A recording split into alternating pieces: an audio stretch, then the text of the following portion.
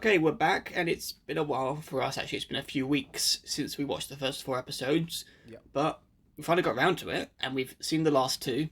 Yep. Finally finished it. That's a big milestone for us, and I'm very glad we did. I've got a lot to say about it. Yeah, it's hard to believe we started watching it back in April or early February of 2019 in preparation for the final season before it aired, and here we are now, over a year later. Yeah. Bit But late to the party, but I guess better late than never. yeah, got there eventually. But yeah, so we've now completed the season. So and we've had a bit of a week in between to get our thoughts wrapped up about it. So since concluding the series, what are your thoughts on it, mate? Well, after taking a little bit of time and thinking about it, because originally I said I actually quite enjoyed the way it turned out, didn't I? Like straight after we watched it, I said wasn't as bad as I thought. That's because I went in with really low expectations, though. To be fair, um, because of all the hate it received, I was definitely apprehensive to like it. But from what happened as I watched it, quite entertaining nevertheless. I guess the actors did the best they could with the amount of screen time they got given.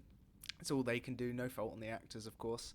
Um, it was the writers, and they've managed to royally screw some things up. Like, it just feels like they made us a half baked pizza, and it was just really sloppy and really unfinished, kind of in the center, which is like the meant to be the best bits, meant to be the best juiciest bit right in the middle, where all the toppings are and everything. But no, we got a messy, watery pile of crap. Yeah, it looks advertising, and you think, oh, it looks a bit imperfect here and there, but the taste will be worth it. No. No, absolutely not. No, it was not one of those pizzas. So, um, some things I did like. We talked about everything after episode 3, didn't we? Yeah, we I think the bulk of our frustrations with the first three episodes were said earlier, but Right. yeah, in Everything regards to happened. these next three, Everything happened way too quick after that. Way too yeah, quick. Like, fucking. One thing I did have a think over, in which I'll talk about a little bit later, is something to do with Daenerys herself, when she battled for the Iron Throne. But um, going into it, there's so much wrong with how it was all squeezed together. When Daenerys turned up, she had the most puny army ever. Like, she literally didn't look like a threat. it's It's so annoying, and my Sunday got spilled all over the place, and I was really sad about my Sunday. I actually really like that character, but I guess it's Game of Thrones for you. Like, I expected people to get killed, and I guess that is one way to really make it good. I think that was well written, because that was a character we cared about, but wasn't too important to the plot. Just to get everyone maybe riled up before the last battle. That's what I thought. And the maybe, but reason they showed that is because obviously Daenerys goes off the fucking chains and burns everything. Uh, from a surface level, I can accept that in some forms, but where it falls flat for me in a lot of this season, especially in the latter half, is more so how every character almost doesn't act how they, I guess, from previous seasons should have or would have. And well, I don't know I if mean, that's because they were written bad, or it was the fact where the characters will change because of the shit they've gone through. Like, there's no I way think I as a think person you can't change if you literally fight the army of the undead. You know? I think it's I think it's a mixture of both because there's no denying that when we do get to these points, these key plot points in the books, we're going to have characters be a bit more clear of their motivation and their drive. I can definitely see Daenerys becoming this unhinged and basically in her own twisted way thinking she's saving the world. Yeah. I can I see a think that point was a where cool. Cersei would probably I can see a point where Cersei could be desperate enough to make stupid decisions because she does a lot of that in the books too compared to the show. But Yeah. I it, zeroing in mainly on the scene with Missandei, that entire scenario, I can see from a surface level why that would make sense for a story. It's pushing a character who's been friends with this other character for a long time over the edge. Yes, the problem with it is it doesn't really make sense from a story narrative because Cersei at this point has essentially the world's biggest army. She has the castle backing her. She has the Iron Fleet backing her, and They she didn't have has one of enough her first. one of the allies Cersei ran out under of her CGI grasp. budgeting, so she couldn't afford the elephants. Oh yes, yeah. She She couldn't didn't do have any that. green screens big enough for that. Yeah, we can't pull off Lord of the Rings. What do you think we are? but from a strategic point of view, it would make so much more sense if she kept my Sunday after as a hostage, instead of just killing her and antagonizing she just Daenerys. really wanted to eat that Sunday. Eating my Sunday, bruh. Ugh, it's just, oh god. I'm trying to think of ways to word it better because people have explained it in far better details and bigger content, but this entire latter half of this season just feels like it's going through pillars and note points, just saying, and Daenerys does this, then Jon thinks of this. But it's like, how did we get here? And when I characters guess just they travel. had to squeeze it in somehow with 6 episodes. With just 6 though, it's like, come on, why? Why did it have to be 6? Yeah, why did it have to be 6? It was a stupid amount of stuff to finish. I would say a good 60% of plot points has left open completely. Like that symbol, that twisty symbol that the Night King was leaving everywhere. Yeah, you never see that again. Like Daenerys' vision, does she see like a rose on the wall or something? That's in the books, and that's more tied that's to in the Jon. show as well. When she has that vision, she sees like a rose on the wall. In the show, she goes into the throne room and she sees it covered in ice.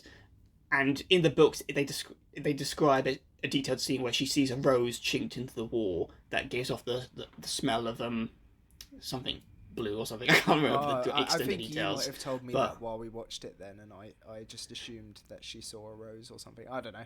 Yeah, again, stuff that I think we when we had one of our main discussions during season 2 or 3, I think it was. But that would be really cool if she saw the Iron Throne melted instead, like with all that dragon fire, like it was melted and really distorted while it was all snowy in there. That would be cool.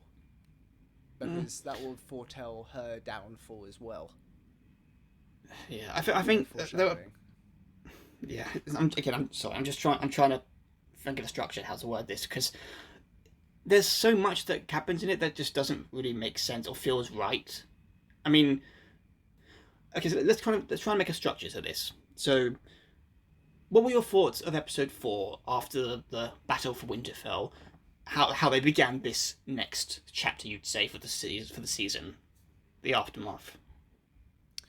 Well, a lot more characters were alive than I thought would be after that massive battle, so I wasn't very happy with that. Even though it was nice to see all the characters kind of celebrating after the fact that they beat the Night King and getting ready to, go to King's Landing and take back what's rightfully theirs, or whatever. And all the tensions building up with Sansa and Daenerys I actually quite like, because even though Sansa's character I feel like became such a bitch, like it's obvious she would though, because of all the stuff she's been through. Like she's been manipulated, she's been lied, she's been raped, like fucking the amount of stuff she's gone through. Like if she wasn't a cold-hearted bitch trying to, like, in her heart she's trying to make the North an independent kingdom again, like it was, and it got taken from them by the Lannisters and whatnot, and she just wants that back. She doesn't really have any bigger goals than that.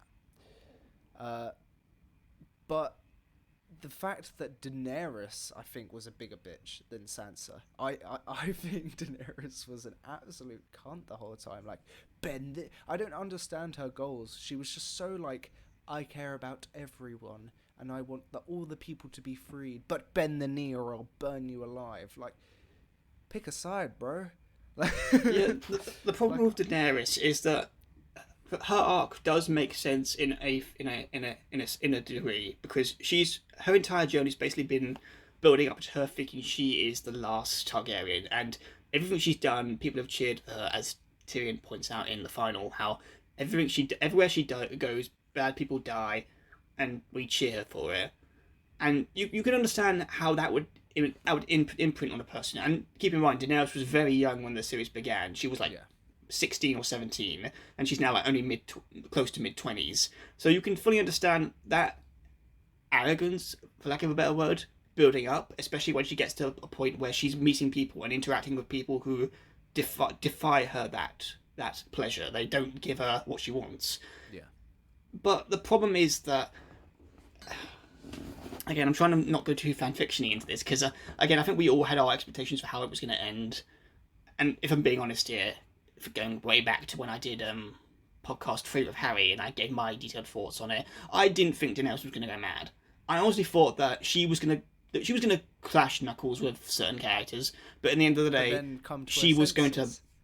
Yeah, I thought she was going to, at the very least, see the bigger picture that the throne doesn't matter, fighting the dead matters, the living matters, and considering the relationship she started off with Jon, I can't, again, going into crazy bits here, but at the end of the day, it's just a show.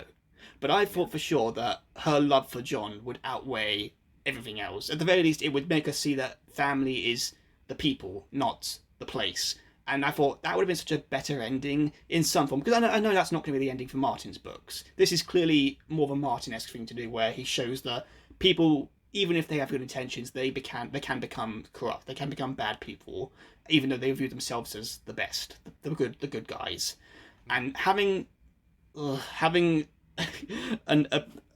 guy who can see the future and the past, and essentially having Bran become king, it's quite a nice different play on it, because I think Martin did do a similar thing in a book series he did before, where this high intelligence, be above the pettiness of man, became a ruler or something in his story's ending. I can really see like the fact that Bran became king. I really like that. I wasn't expecting it. Really? I actually wasn't expecting it. No, I didn't know what they were going to do at this point. I thought for sure they were going to make Jon be the king, because it's like fan servicey. At that point, I was like, anything could happen. But obviously, not everyone would like that, because Jon killed an entirely other ruler that he was serving. So no one's gonna like him. That's the problem, though. He saved the day. I personally think he should have got on the throne, because, again, this is delving a bit more into. He shouldn't be the person that sits on the throne to unite the Seven Kingdoms if like half of those kingdoms hate him for that. No, but that's the thing. Half the other kingdoms didn't care, because, I mean, again, from their point of view, putting aside the ones that did follow Daenerys blindly, or got favours from her, the Greyjoys, the thing is that Jon is the perfect example of someone who would be a good king. He started off with humble beginnings. He was essentially a bastard. He had no future, but he made a future for himself at the Wall. He clearly pushed himself to be a good leader, and this is a bit more of the books. He's not as power driven. He doesn't really want to be a ruler, for lack of a better word. So it would actually be more of a fitting ending for Jon to end up on the throne, but be the kind of person that doesn't want to rule, but he does it for the good of the realm, for his honor, like his father would have. So I personally think it was a missed opportunity to make Jon the king, regardless of if that's not going to be how it happens in the books, because I do see Martin's logic, lack of a better word, of having Bran be the king.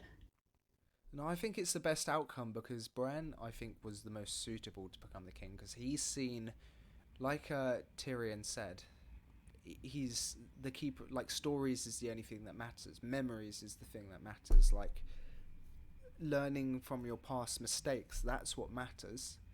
And Bran has all of that knowledge in him, so who better to lead the rest of the planet than an all-knowing, like, basically God.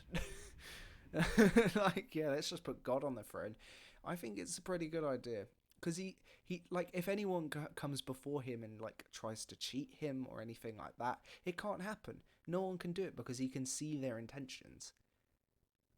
Like, it's pretty perfect as a leader. Like, what every leader needs is foresight, and what has Bran got? Like, the foresight and more sight. Like, he's got all sight. He's a three-eyed fucking raven, bruh. While he was, I don't know what he was doing when the Night King busted in, though, and he was like fucking with some ravens in the air, though. I don't know if he should be king, man. He's just off playing with his ravens all the time. That's the other thing that factors into this for me personally. I can see the end goal, I guess. The path there, no, because again, the problem with Bran is that they never really set it up that he had this great destiny in terms of politics for the kingdom, because his entire story was basically to fight the Night King. And again, I would have preferred more of a.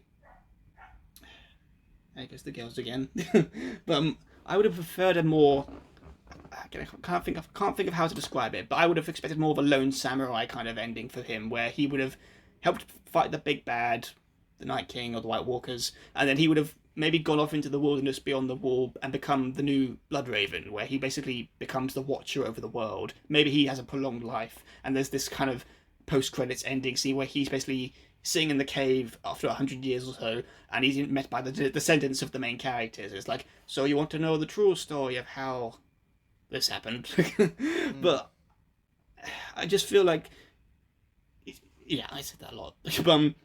Yeah, Bran's journey, it doesn't really feel like it was leading to this from the show, at least, because No, definitely not. It's not where like I said, I didn't expect it, but I kind of like the fact that I didn't expect it and it just took a different turn. It just feels Game of Thronesy to me, because like a lot of the time you'd be like, yes, this is going to happen, and then it doesn't, and then something else happens. You're like, oh my god, that's kind of like the amazing writing of what the before seasons were like in Game of Thrones. That's the only way I could describe it from watching it. But this one, it was kind of like, surprise, we did this instead, and you're like, okay, whatever. You know. But that's the thing though. Yeah, whatever. It's like it doesn't feel earned. And getting back to the Bran thing, sorry, because I'm trying to think of it in my head without making it sound stupid. But again, they cut Bran out for an entire season. You'd think that they wouldn't do something like that if he was that much of a central character, especially if he was going to be this end game kind of character. For an entire season, Jesus. Yeah, and I feel like, and it also doesn't help that they made him a goddamn robot, because again, I know in the books we're going to be in his head more, we're going to be able to see and hear his thoughts more in there rather than the show. But again, from a technical point of view from the show, if they were going to do this regardless, they should have maybe made it a bit more clear of his thoughts on everything. Maybe made him a bit more open with his feelings, because again, we all kind of thought that it was going to lead to something in the end with the Night King, but the fact that he's basically just become this emotionless, again, robot for the entire duration of the season, it doesn't feel like he did much. It doesn't feel like he had any handling in the story, and it just doesn't feel earned. It doesn't feel like he did much to help contribute to the big fight in the end, and yet he gets rewarded for it. He becomes the fucking king. So again, I get even the end Bran game. looks a bit taken aback at the scene. They were all like, yeah, let's make Bran king. Like even he turned around like, what the fuck? Even I didn't foresee this. Yeah, but Yo, we've glossed over something. I need to talk about this really bad, because this sure. is the one thing I cannot stand from this show. So the one thing that really kind of irks me about the way they wrote the last season was the fact that when they had that last whole battle of King's Landing, right, there was maybe not much of an army left on Daenerys' side, but it didn't fucking matter if she had an army or not, because as soon as they met the Lannister soldiers gave up, because there was a fucking dragon around, flying and literally destroying everything by itself. Literally, you didn't even need the army at that point. The dragon was overpowered, written so powerful. Like, I couldn't believe how fast that city got taken. I guess with a dragon, it would make it a lot easier.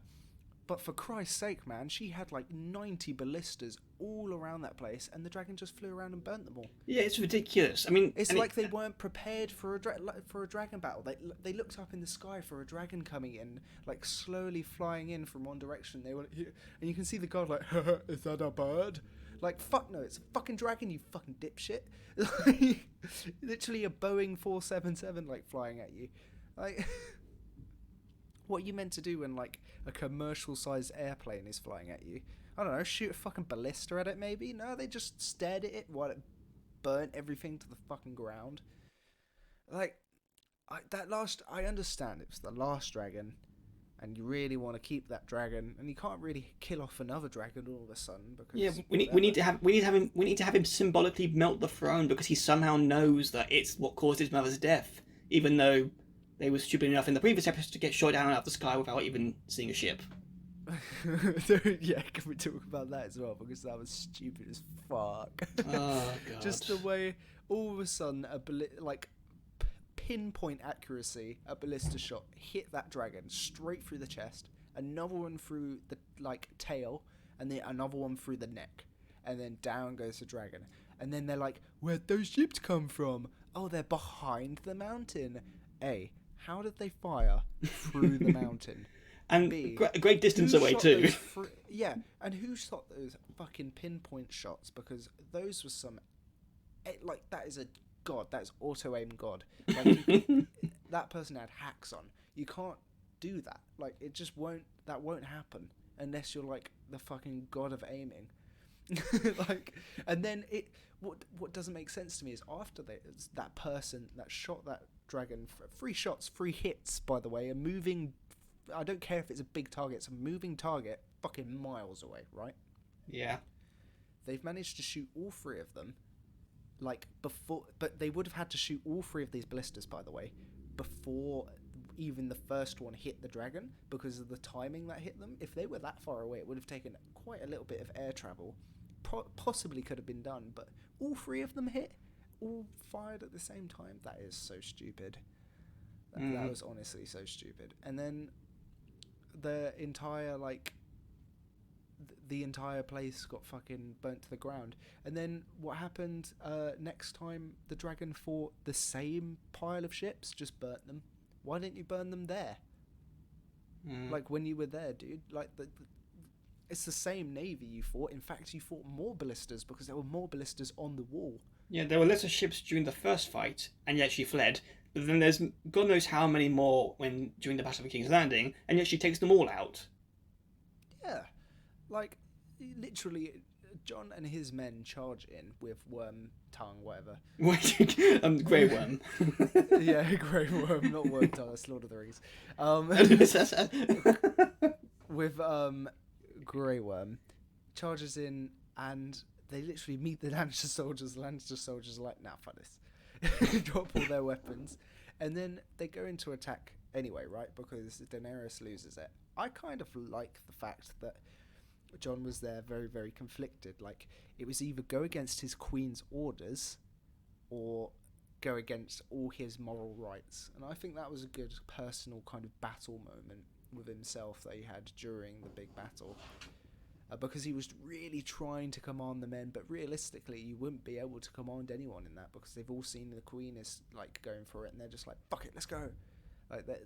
They're in the heat of battle, adrenaline's rushing, it's life and death. No one's going to listen to some guy screaming get back, if they're all fighting and stuff, you know. They don't know what to do then.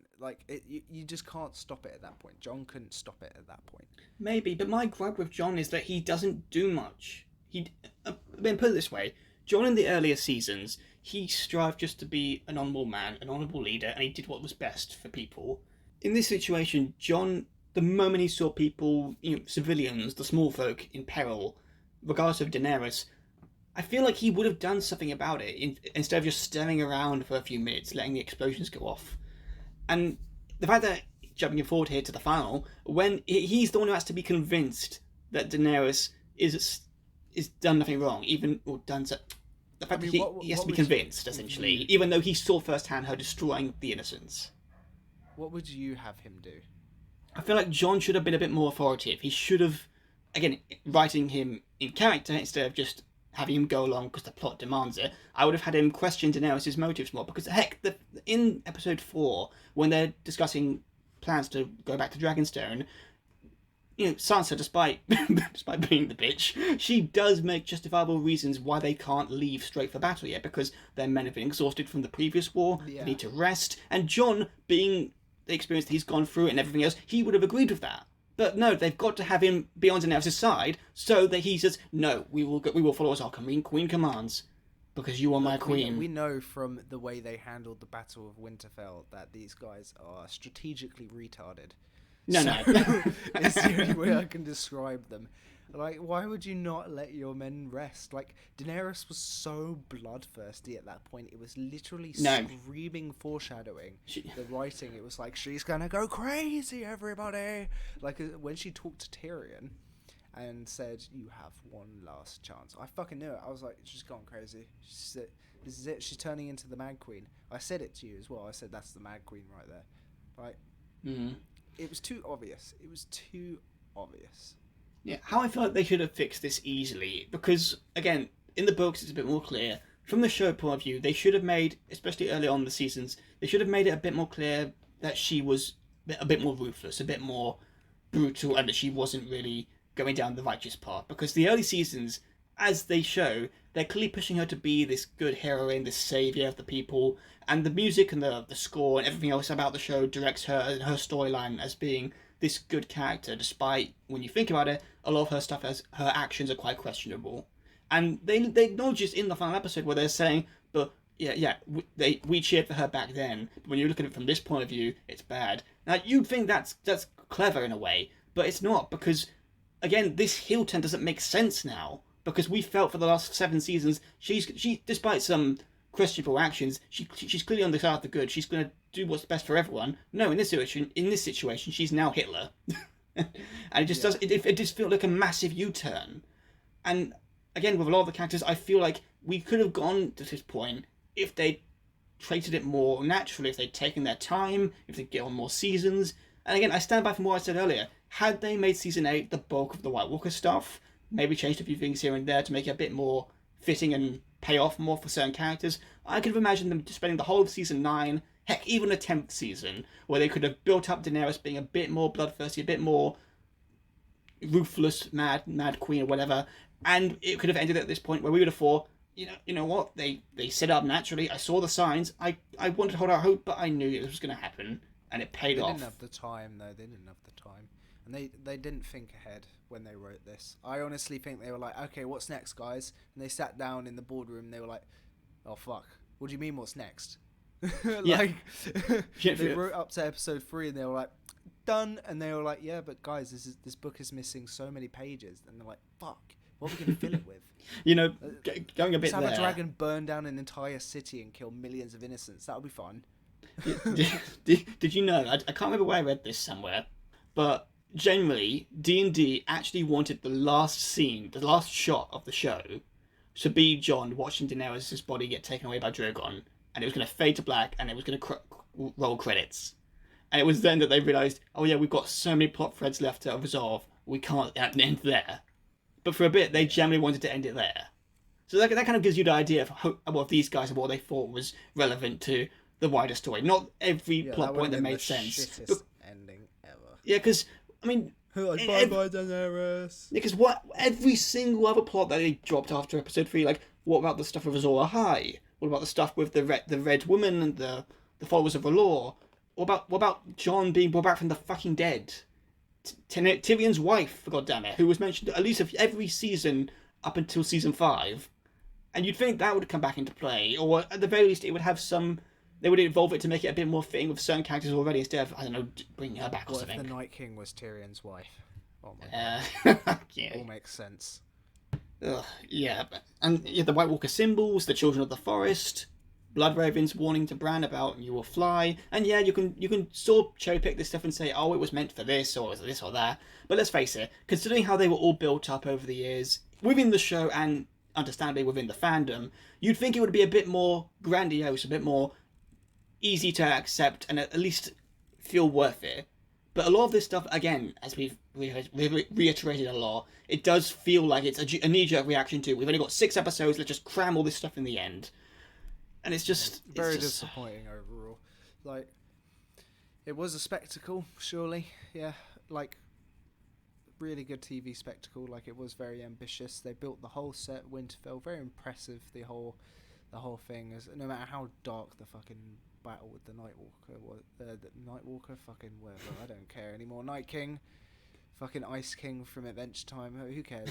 Like, they did pretty good in setting up the scene and filming everything, and it was a spectacle, but by God, the writing was just some of the trashiest ways to end a series ever. Definitely in the Hall of Infamy for bad writing and what not to do with a show. You can have a set piece as amazing as the Battle of Mordor, but if you have a character who just charge at a weapon and then be impaled but yet keep fighting for no reason, it's like, what are you doing? Why? What are you talking about, Sam? No, I'm talking about... I'm just using it as an example. It's just the story is what is important for these kind of things. It's got to make sense with everything that's come before. Again, the reason why I don't like the new Star Wars movies, because the writing was so poorly planned out. It was just, yeah. But Game of Thrones, every character, when you look at the early seasons, I mean, just watch the first season, and even though it has its moments here and there of fantasy, it's a very grounded medieval story about trust, betrayal, honor, glory, and you'd think that they would have done the right thing at least, and stuck with that in and throughout, despite the more fantastical elements taking precedent over stuff. And yeah, I do understand that D&D, it was their baby for a long time. I think they began planning this series as far back as 2006, and they personally got the pledge from Martin. But they only planned to do it up to the Red Wedding. They were like, we only want to make the Red Wedding happen on TV. That's what they wanted. That's what they did, and then it got shit from there. Like, if you take a scene as good as the Red Wedding was written in the books, and you're like, yes, you can do this on TV and it will be brilliant, and you know it will be a success, why would you not then think ahead? Like, they only thought the Red Wedding would be like the climax of this and people wouldn't want to see more. Like, of course people are going to want to see more after the Red Wedding. Their favourite family on TV just got fucking slaughtered, man, in the most evil way possible. And you were like, well, that's the end. What do you mean? Like, why would you leave it there? Like, why did they want to originally leave it there? They didn't actually. Their problem was that they got too big for their boots and they got too greedy. Because, again, I think I remember reading somewhere that they set out to only do 7 seasons because there's only 7 books. There's meant to be 7 books. But if that's the case, they should have extended the episodes at least. But this is a case, in my opinion, where, and again, I haven't done a lot of research because I literally just spent the last few days at work. I've been quite busy, so I haven't had a lot of time to do prep research like last time. But yeah, essentially, it boils down to them having too much ambition for themselves, thinking of themselves way too highly, and thinking, yeah, we can do this in just these amount of episodes. But when you look at it in the grand scheme, it does really feel like, yeah, early seasons they had the books to fall back on. So every time they couldn't think of a certain plot point to get the characters from A to B, they just fall back on the books and say, you know, this plot point works more. We can use it for this character, but make this character do this, so that feels a bit more natural. But with these last 3 or 4 seasons, it was like, yeah, it's just us. What can we do? And the fact that they admit in later interviews post season 8 that, oh yeah, the entire experience was a film school for us because we didn't have too much experience with writing. We were surprised they gave us the show. It's like, what the fuck, dudes? Why did you do this then? Why did you take on this job? They did well in that case if they lied on their CV type of thing. Like, that's quite impressive that they managed to pump out a really solid few first seasons. It's impressive, I'll give that, but it's another example of, yeah, god damn it, Hollywood, take precedence next time, because if these guys could get something like this, and sure, it might have been the best show of time, but when the chips were falling, they should have taken no. And again, I can't think of a scenario where this could have worked out, because the best scenario I could have thought of is that they would have at least seen their flaws, and thought, you know what, we're getting tired, we clearly don't have the skills to write this stuff, but we still want to be like involved, so let's get someone else who's more experienced, or at least have got the drive and the passion to make this. Pride. Yeah, essentially. And I know that's a difficult thing to do in Hollywood, much less in real life too. But let's face it, in a situation when you're at work, if you think you can't do a job, what's the next best thing to do? Leave it? No. Or do a half-baked job? No. You get someone who's more experienced and you get them involved. Sure, you don't have to leave them do everything. You can still help out. And in their case, they could have just been a consultant. They could have been producers and said, okay, here's some notes. We want you to do this for the show, but by all means, you take charge. I think that would have been perfect. And they could have gone on to do the more bigger projects like the Star Wars stuff they want to do. And had... in a better universe, or reality or whatever, we could have gone a 10-season run for Game of Thrones where it had a more of a natural and acceptable ending.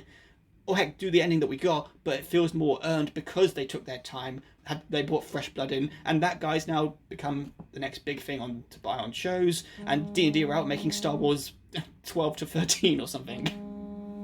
Yeah. But no. Your phone's going, by the way. Sorry? Your phone's going. Oh shit. God damn, I had this in... Oh, God. Do you know how long was that going on for? Only literally started ringing as soon as you stopped talking, so it's fine. Oh, good. Oh, I can hopefully edit that out. Okay, there's more to wrap up, but I guess I guess we'll go for some characters. So, how do you think every character's ending felt? Do you think it was So, okay? Sir Brienne Tarth, her ending I really liked. The Hound's ending I liked. The Mountains ending I liked. The way they fought at the end, I think that was a really cool battle. That was really cool. But it's a shame we didn't get to see the Mountain fight any like whites or anything, any undead. You know, that would have been really cool because he is. I don't know what he was at the end of that. I have no idea. Was he a zombie? Was he some kind of like Frankenstein? I don't know. He was some dark magic chaos lord from Warhammer, and he looked fucking awesome when he took that helmet off. That was a cool reveal. I really like that. But there's some characters I really don't agree with. So fucking Cersei and Jaime Lannister just getting off-screen pelted with rocks. Amazing. That's great. Don't give them fucking screen time for their death. Whatever. Like, it's not like they were important characters in the story. Nah, don't worry about it. Off-screen, kill them. Yeah, no problem. D&D love that shit. Yeah. What else? Yeah, I've just got to say quickly regarding Cersei and Jaime. Cersei, for someone who's meant to be billed as the big bad after the Night King, what the fuck? You didn't do anything with her this season outside of drink wine. She literally sat the whole battle. She sat at the top of her at the top of her castle in her keep, watching everything burn while drinking wine and having her best soldier stand guard beside her and her old man advisor while she rubbed her tummy and goes, cook baby, cook in my belly. Like, for fuck's sake, Cersei, you, like, this green flame stuff that was just bursting up everywhere, you used that really well at one point. You did something really cool. You destroyed an entire army with one single explosion. That is terrifying. What did you do this time? I just hid them in buildings and let them blow up on my own people. Like, okay, cool. Yeah. Alright, Cersei, whatever, man. You do you at that point, man. She was just drunk. She was really drunk. That's all I'm putting that down as. Again, I would have much more preferred a fitting scenario where she was the one who basically went mad. Because again, I think we mentioned this before, the ending would have felt, again, not the ending that Martin envisioned, but I think a more, I don't know how to describe a Hollywood ending maybe, but the ending to have every hero fall back from Winterfell, retreat to King's Landing, and they negotiate to work together to fight the Night King would have been a better ending at this point. And for Cersei, having her basically become crazy at the end to the point where she refuses to believe the army of the dead are a threat to her, to the point where it endangers her life and her child at that point, which should have been born by now, because again she didn't even have that big of a tummy. They didn't even bother. Yeah, again, a fake pregnancy patch on her or anything. Yeah, from the show's own narrative, a year passes between seasons. So Cersei should have had her child by now. At the very least, she should have been nearing pregnant. A year? Yeah, a year. Oh my god! Your tummy didn't even move. She was lying. Yeah, people can say that. Only a few months maybe, but even then, by then, you should have at least seen some change. Yeah, because again, it takes weeks to travel from the wall to not the wall, but it takes a long time. Again, I remember researching the geography recently, but I can't remember. But it does take a long time to get to certain locations. So you'd think at least a few months between season 7 and 8, at least. But it's just like, I don't know. It's just I'm trying to figure out how else to describe it. The but timing doesn't make sense. Yeah, again, it's teleportation or galore. Because again, sorry, I've just remembered. Even though Arya, even though she left before Jon's army to get to King's Landing, she doesn't arrive until after. So what the fuck? Maybe she was waiting for the army to turn up so that she could sneak in or something. I don't know. Although seems like a bad time to sneak in when the whole place is on high alert. But you know, I have to contradict that. I can't actually remember. I can't actually remember now if who left who first. But honestly, there's so much shit that's wrong with this season in terms of time jumps, in terms of character motivation and direction. It's just it's hard to put it into words again because I'm not the best when it comes to this kind of detailed discussions. I do love the discussions though, but I just do feel like how we got to this point is just so unearned. And going back to my other thing with Cersei, sorry, her ending, it just doesn't feel right. Because again, the Valonqar stuff, Yeah, and I get it. off-screen death felt really weird. I get it. You almost want to have them.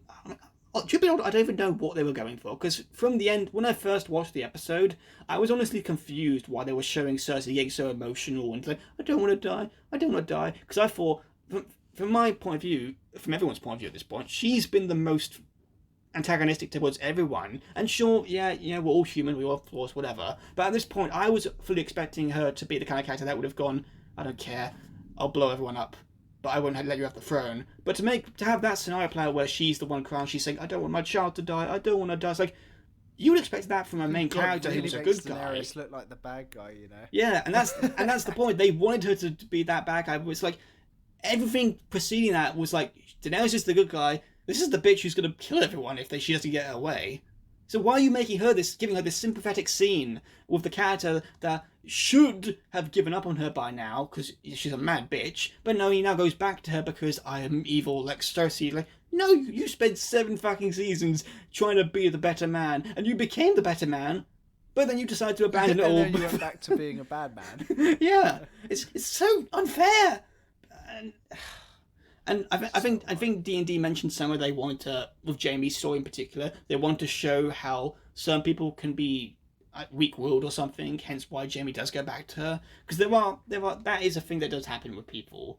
But again, it really doesn't feel like they telegraphed that right. Because Jaime, honestly, if you cut all of Jaime's scenes, they could have just ended his story with him getting with Brienne, and then maybe there's one scene in the final where he's now Kingsguard to Bran or whatever, in repentance for what he did to him in the first season, and that could have been his story. He got his honor back. He got with someone who was caring, healthy, and a good person and a good role model for him to become a better man. And a good worthy journey from someone who was very bad to a good man. But no, they basically undercut all of that, regardless if that's going to be his ending in the books, and they make it feel like, what? Why did you do that? Why make this character who's gone on such a journey irrelevant in just one episode because that's what's going to happen in the books in some form? It's like all that passionate speech that he gave to Brienne at the baths during season 3 about I killed my king to save the people because I didn't want them to die, and now, oh, I didn't care about the people at all. I never cared. I only care about Cersei. It's like, fuck off. Yeah. I'm pretty just bad writing, man. Jaime's character did not make sense to me. Yeah. Do you know whose character also didn't make sense to me? Cutthroat guy. Grey Worm. Oh no, Bronn was it. Bronn or Grey Worm? Bronn, yeah. Yeah, fucking Bronn. What the fuck? Why did he get a seat as like the treasurer? He got an absolute get out of jail free card. If you're asking me, his entire shtick really is just because his entire existence really is just because he's a likable character that the fandom really appreciated, and D&D only kept him on because he was a fun character. And D&D only kept him on because he was a fun character to have.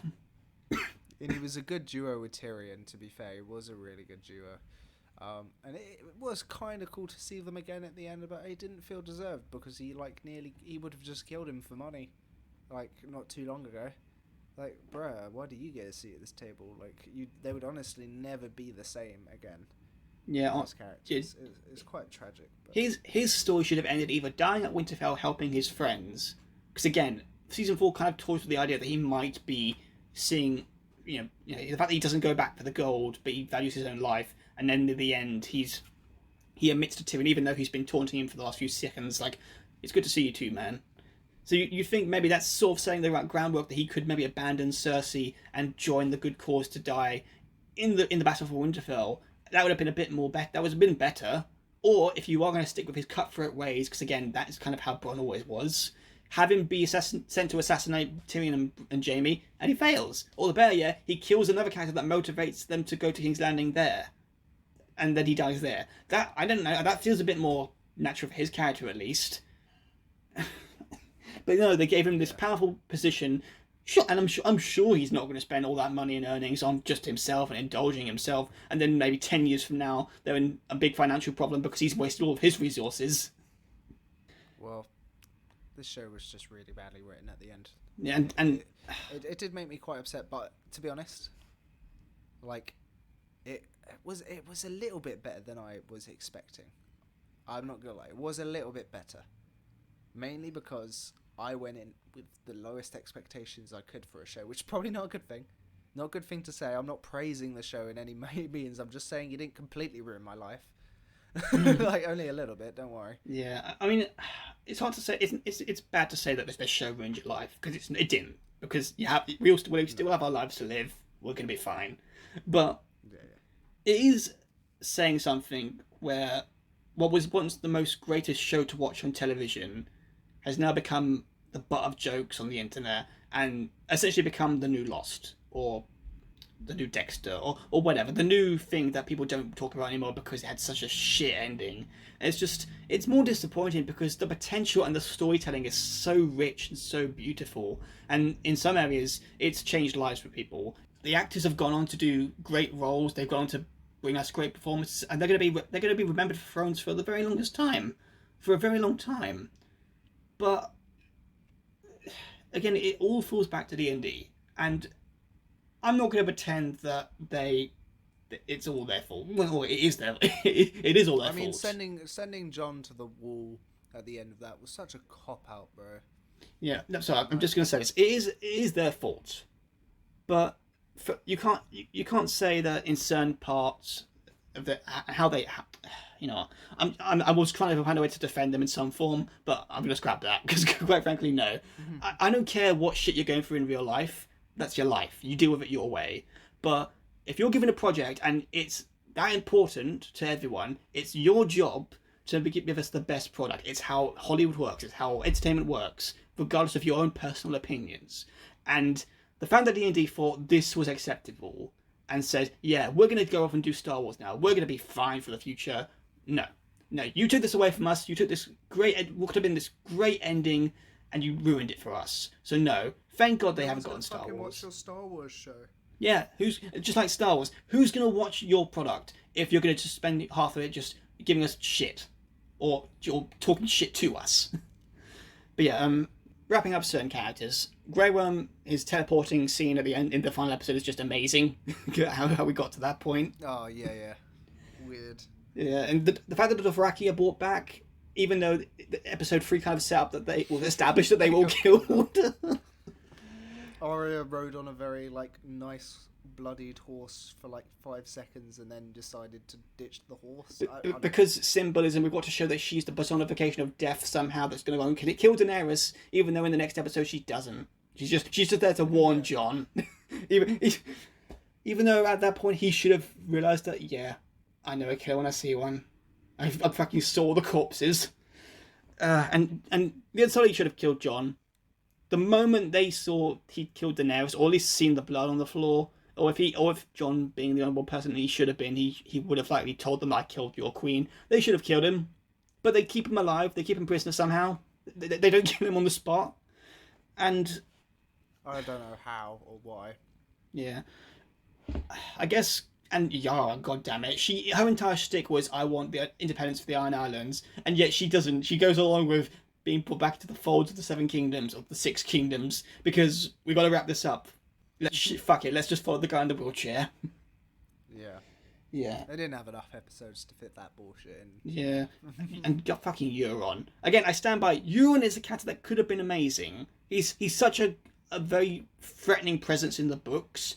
Again, I think I mentioned this earlier, he could be Night King levels of a threat to the cast if they'd done it better, if they made a story more... I mean, say this, season 5 was a split season, and they did an entire story set for the Dornish, the Dawn, House Martell, sorry, and House Greyjoy. Talk about Dawn. I know, but if those were more centre focus for season 5 and the main characters more took a bit of a back seat, I could have seen them maybe fleshing the characters out more and giving Euron a bit more of a threat level and more of a menace to him. But really, at this point, it just feels like he's just existing for crude jokes to Cersei to taunt Jaime, and just there to be a threat for the characters so they can get to certain points. Oh, you need to lose a dragon. Here, have him be there so he can shoot them out of the sky. Oh, you need him to fight Jaime so they can be killed off. Yeah, just have that. Even though they had that one scene in the previous season where they just have a few bites at each other. But sure, yeah, that rivalry was built up great. And Sansa and Arya, and the Stark ending in general. Again, I think I mentioned this before. I get that Sansa's character at this point is fucked because D&D just screwed it over in season 5, but again, she really does just come off as a bitch in the ending. Was like, I want independence for the North because we've suffered so much. Really, do you want that for the North or for yourself? Because you started this journey as someone just wanting to live in a castle, marry a king, and now, minus the king, you've essentially got what you wanted. It doesn't really feel like you've gone through this very life-changing journey that's made you think better for everyone. Because they cut out all of her stuff from the early seasons that would have made that film more natural. And again, her entire shtick after season 5 was, I want revenge. That's about it. and Arya. Yes. You know what? Fuck it. I think I've ranted a lot about Arya in the last segment we did for this episode. So I'll just say this. I don't mind her going off into the sunset, becoming an explorer. But I do feel like she shouldn't have gotten this much. She should have become a tragic character. She should have maybe died in some form, or at least gone off into the distance and become a traveller. But again, not become this world-praised hero for saving the world, because it really does feel like she took half the storylines for other characters. And Bran, yeah, I think I mentioned it before. I don't mind him being king, but I do feel like they could have telegraphed it more in the story and made it feel more natural. Because again, it does feel like it's coming out of left field. He's the king now. Oh wow, what a twist! Great. And last, of course, the big guy, Jon Snow. So I'll let you go first because I've talked for a bit here. So your thoughts on Jon's ending? Do you think that's acceptable? No. I think when they were writing the script for that last scene, they were like, do you know what? I really can't find a way to finish Jon's story. Like, I just can't find a way. Like, he's done everything now. We might have to kill him. And then someone stole the script that guy was writing and proceeded to take a massive shit on it. Mm. Then left it for the other guy, and the other guy came back and he was like, okay, yeah, I guess that's the script then. Because how can you literally just throw this character again to the wall? Why again to the wall? Who cares about the wall now? There is no wall. It got knocked down. Do you remember? It's irrelevant. It's not much of a fucking wall. It's got a hole in it. Why is there a Night's Watch still? Yeah, why is there no wall? What they're watching? The whole reason was they were watching the undead, and then it then shows them, by the way, not doing anything to do with the wall, and instead walks past the wall with all the free folk. Like, what's he gonna go do? Like, Ygritte's dead, bruh. You gonna go prank some other chick there? Yeah, it's honestly honestly unknown what it's. I mean, again, I think they. You know what? I'm not even going to try and defend it because it's almost left up to interpretation, really, to think what's going to happen with Jon. Because some people think, oh, he might become the new king beyond the wall. Some people think he might just go beyond the wall to explore what's beyond the world of winter or whatever. And I can see from a certain point of view them, because I guess what they're trying to the telegraph of Jon's story is that he was at his best, at his most happiest, beyond the wall of the wildlings. So I can, in some way, sort of see that being an endgame for him, where he refuses to accept the responsibilities of kinghood or whatever, and he basically fucks off to beyond the wall. as dishonorable as that is, I can understand that, and to a certain point, that being an endgame for Jon. However, I do feel like it doesn't really feel natural. It doesn't really feel like it was. Again, I think I've repeated myself a lot at this point, but I'll just say it. Jon should have been king. His entire, even though you want to say it's cliche in a way, his entire build-up is the best person to become king, despite it being what he wants or what he doesn't want. And yeah, it does feel like everyone fucked him over, because all Tyrion had to say was that Jon, he's a good man, he's a good leader, he's clearly led the push the longest in this fight for everyone, and he was here to the end. And despite, regardless of all your thoughts on Dragon Queen, he saved everyone. So, give him a chance. Let him put his vote in. Why everyone was. Yeah, it's like another way. Like everyone was mad at Jaime Lannister for killing the Mad King. Like, bro, why does everyone want to suck this Mad King's dick so much? Like, oh, it doesn't care. You killed us. You swore an oath and you broke that oath, so you're dishonorable. Like, fuck you. He was literally like burning people alive. Stop. Daenerys was crazy. Yeah, and why are people scared of killing crazy characters? Yes, and I don't understand. And man. The Starks don't do anything to. I mean, again, they try and say, "Oh, we can't let you back into the fold because the Unsullied will attack us against our war." It's like they're going away to the Isle of whatever the Isle of Narth. So is Grey Worm going to come back every few years to check on Jon? So he's still fighting off in the wall? No, and they established that the North will be independent now. So why not let him back into the fold? And yeah, there's much more we could talk about. But yeah, I guess closing off then, overall, is there anything else you want to add to the episode? Fuck D&D. That's all I want to add. They've made something disappointing, and they've ruined a really good thing where they could have set it up for spin-offs, for fucking all sorts. They could have made loads of money if they actually read it right. But they've intentionally decided to write a bad script. I'm convinced that no human can write a script that bad. Like that, if it's not on purpose. Well, overall, D&D sucks, and thanks for intentionally ruining a really, really good show. That's all I have to say about that. Yeah. It is a shame. And again, Game of Thrones has now joined the ranks of Star Wars, Doctor Who, and so many other shows that I loved watching and just become disappointing to watch now. And I still, I'll say this, I still love the show for its early contribution to entertainment, and I will, in some form, who knows, maybe in 10 years, as they say in the show, ask me in 10 years, maybe in 10 years when I'm a bit more wiser, I might rethink on certain things, but at present, I do really think this is a shit ending for the series, and it's a shit in execution. It's just so disappointing to watch, and I feel so sorry for everyone involved. And I do hope that they can go on to do better things with than Thrones. I mean, I know Kit Harington's going on to do Marvel, and I hope they have success with that. But what we got is just such a disappointment, and I can only say this because we know they are working on the House of the Dragons spin-off. Whoever's involved with that, actors, cast, production team, whatever, I hope they know what they're getting into, and I hope they take into consideration what D&D did. Yeah, be prepared. You've got a lot of disappointed people to bring back, and new people to introduce too. So be careful, plan your story out, and be prepared. Make sure you know what you're writing. The bar was left low. The bar was left low, so if anything, I think they're pretty happy. No. Yeah. God damn it. God damn it, D&D.